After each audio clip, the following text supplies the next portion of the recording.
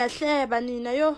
Ungahlebi nje yonke into. Ungalinge nje ulenze iphutha. Listen properly. Bake bangihlalele kwi social media bangisho yonke into abayithandayo, but it is my set time of favor. No one can shut it. Mina as long as ungangenzeli lutho. Mhla wayeka ukuhleba. Uyayibona ukuthi ushoda ngezinto ezingakanani. Siyakhala manje. uJesu noma uNkulunkulu uyavume ukuthi kube khona abantu abakuhlebayo ukuze ukwazi ukukhuphuka istepisi. Look at this. Sizohleba thina, sizohleba uJesu azabuye. Yebo. Ukuhleba kumunandi kabi. Ungakupheleli uNembeza. Kuyanginyanyisa ukubona omunye umuntu abukisa ngomunye umuntu.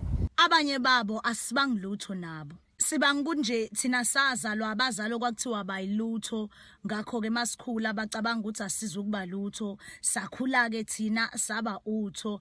Abanye babo sibanga kunje thina saphupha amaphupho ehlukile. Iba ilento umuntu ayiyona kuwe.